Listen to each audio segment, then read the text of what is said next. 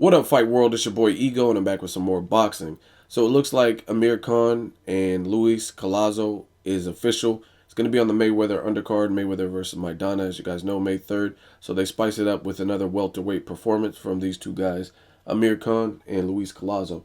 Now I want to take some time and talk about it, give my standpoints. As far as the fight, I think it's a good fight. I think a lot of times you get casual fans who get in these boxing forums and speak a little bit more than what they actually know. And if it's not the biggest names in the division or the biggest names in the sports, then they act like it's not a good fight. To me, I think this is a good fight because of the variables. And I'll kind of explore those and talk about that in this video. And one of the variables is Amir Khan is seeking a Mayweather fight. Ultimately, that's what he wants.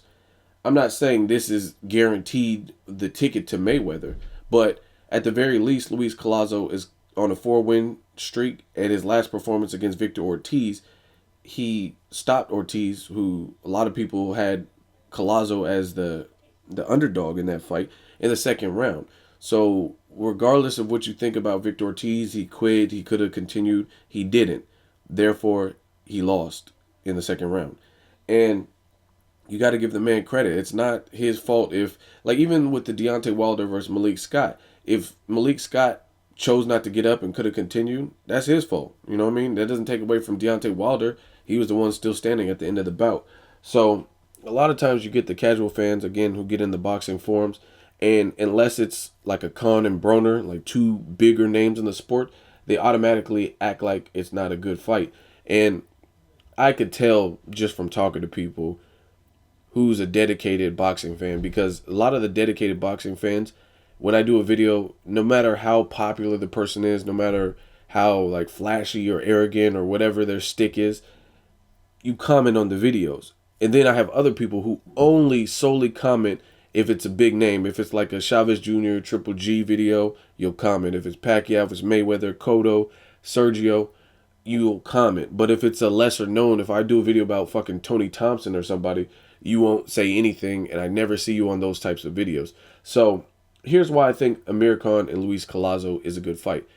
Again, Luis Collazo, a lot of times I think people, and I'm not just saying this because Luis Collazo is my dude. I've interviewed him in the past. He's a very down-to-earth, humble guy, very respectable, spiritual guy. And I'm just giving you my honest opinion. Now, as far as Luis Collazo, some people are quick to get on Wikipedia or BoxRec and look at his record and say, oh, he has losses, therefore he lost his biggest fights, therefore he's not worthy to fight Khan. But you got to analyze that statement if you are thinking that. At the welterweight division, and even the tail end of Amir Khan's run at 140, what has Amir Khan done? At welterweight, he's done nothing because he hasn't fought there. Not saying he can't do things there, because it might be a better weight for him. But he hasn't to this point. So that's one reason it's a good fight, because he hasn't proven anything at welterweight. Fuck what you did at 140. What are you doing in a big division with bigger guys, bigger punchers, etc.? Same thing with Adrian Broner. He was looking like a rock star at 130, 135, but both of his performances at 47 look kind of suspect. You know what I mean? The Paulie Malignaggi, I thought he did enough to win, but he had an extremely slow start. Paulie Malignaggi was shining in the front half of that fight. And then, obviously, the Marcos Maidana destruction wasn't a good performance from him either. So, there's tons of guys who, in one division, they'll look great, and then they move up, and they just can't hang with the bigger punchers and the bigger guys that can take a punch, etc. So, for me, this is a good introduction to the welterweight, because Collazo is no pushover. And then, if you're looking solely based on wins and losses in the BoxRec and Wikipedia sites, then you'll notice what they don't tell you on those sites is it's the BoxRec and Wikipedias of the world is going to be cut and dry. He either won or he lost. But we all know in the sport of boxing, that's not always fair. There's tons of people who have wins over certain fighters that don't necessarily. Danny Garcia, most recently, Mauricio Herrera. A lot of people think he shouldn't have won that fight. Manny Pacquiao versus Juan Manuel Marquez in the third fight. A lot of people thought Marquez should have won the fight. I could do this all day. Chavez versus Vera, part 1. A lot of people thought Vera should have won that fight. Richard Abril versus Brandon Rios. A lot of people thought Abril should have won that fight. And again, I could do this all day Lucas Matisse. I think Lucas Matisse thoroughly should have beat Devin Alexander when they fought, but they gave it to Devin Alexander. The fight took place in St. Louis, Devin Alexander's backyard, his hometown. And even the one with Zab Judah was questionable. I think Lucas in that fight had a little bit slower start, so that one's closer. But I think he definitely should have beat Devin Alexander when you're talking about Lucas Matisse. So the box rec and Wikipedia, it's not going to show you those things. It's not going to show you robberies or when a person clearly should have won. It's just going to say what the judges said, and that's not always right. And we know this in the sport of boxing. So Luis Collazo, if you look at some of his losses, yeah, his step up challenges against the big names, he has lost some of them, or a lot of them, whatever you want to call it. But in the mind of the public, a lot of people thought he should have beat Ricky Hatton. A lot of people thought he should have beat Andre Berto. But because they had bigger fan bases, they were bigger names, maybe the judges' opinions were swayed when they landed a punch or whatever the situation is. So to me, Collazo has more respectable losses. He's not just losing and getting blown out of the water.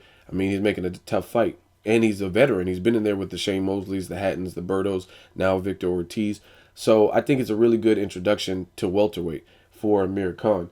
Amir Khan obviously has a speed advantage. His height looks like he can fill in to welterweight. He says he'll be able to make welterweight more comfortably. But it's a good fight. I like the fight. And again, some people, some of the casual fans, if it's not a big name, you act like it's a horrible fight. You guys want to see Khan Broner. Trust me, I'm down to see that fight. I want to see Adrian Broner versus Amir Khan. But guess what? I'm not a fool. I want to see it because I think it's an interesting stylistic matchup, not because so much it needs to happen and it proves a lot. If Khan beats Adrian Broner, a guy who struggled with both of his fights at welterweight, what does that really prove? You know what I'm saying? You guys are quick to downcast or belittle a fight with Khan and Collazo, and truth be told, Collazo's done more in losing to the big name welterweights than Broner has done at welterweight. And I'm not comparing Broner as a fighter to Collazo, but that's a fact. Collazo's held his own. At the very least, you could say he's held his own and given the big names tough fights, like Ricky Hatton, Berto. He was in there with Shane Mosley. He just defeated Victor Ortiz. So he at least won his last 4 fights in his last fight against Victor Ortiz, whereas Adrian Broner only has 2 performances at welterweight, and neither one of them have been remarkable. Like, what remarkable? The Paulie Malignaggi wasn't no fucking remarkable. A lot of people think he should have lost it, and he got a split decision. A lot of people think he should have lost it or it should have been a draw. It's not a remarkable performance. It wasn't a dominant performance by any means. He won rounds. Paulie Malignaggi won rounds. And then, obviously, you can't say he had a great performance against Maidana because he lost, and he lost bad. And he got knocked down twice the first time in his career. So, truth be told, when you put everything on a platter, you have this little boxing smorgasbord. What fight or what win would actually mean more, like in the sport of boxing, not just based on the name? And that some of you guys get Wikipedia and name happy, like, oh, Broner's a bigger name. Yeah, but what does that mean? Broner hasn't really established himself as the guy to beat at welterweight. And I'm not saying Luis Collazo has, because there's other guys and he doesn't have the belt Sean Porter has or whatever. He's not necessarily avoided like Keith Thurman, but he's done more for welterweight than Adrian Broner has. Yet some people are quick to see Amir Khan and Adrian Broner and get happy and like, yeah, I want to watch this fight. But then when the fight's not made and they choose Collazo versus Khan, you act like it's a horrible fight. At least Khan is fighting a guy off of a win as opposed to Broner off of a loss. So I think boxing is all fucked up. It's backwards. Like, some of you fans, like I said, you guys favor fights. You favor a fighter coming off of a loss, and Khan was coming off a suspect performance, and you're down to see that fight. But a guy who had a miraculous performance against a guy that he was the underdog in, Collazo, it's funny too. Other thing I have to say is Collazo was not expected to beat Victor Ortiz.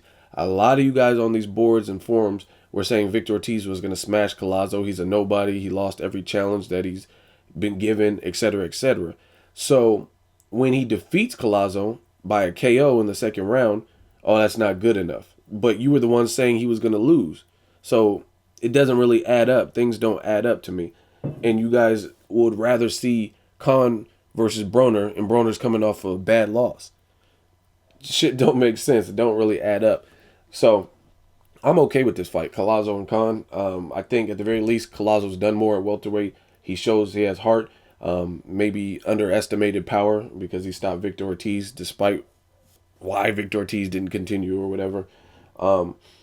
And that's just where I stand with it. And I think Amir Khan needs to prove his worth at welterweight before he starts getting looks for a Mayweather fight. Same thing with Collazo. He called for a Mayweather fight at the Barclays. He has to still do more. Beating Victor Ortiz solely is not necessarily going to be the golden ticket to a Mayweather fight. But all you can do in this sport is just kill him with consistency. Keep showing improving, keep showing up, and then they're going to have no choice but to answer the door if you keep knocking.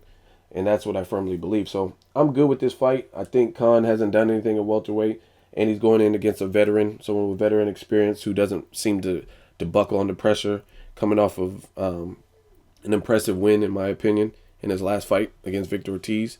And some of you fans are crazy. Like I said, you predict these fighters to lose and to lose bad, and then when they don't lose, then all of a sudden you still make an excuse for why they're not a good fighter.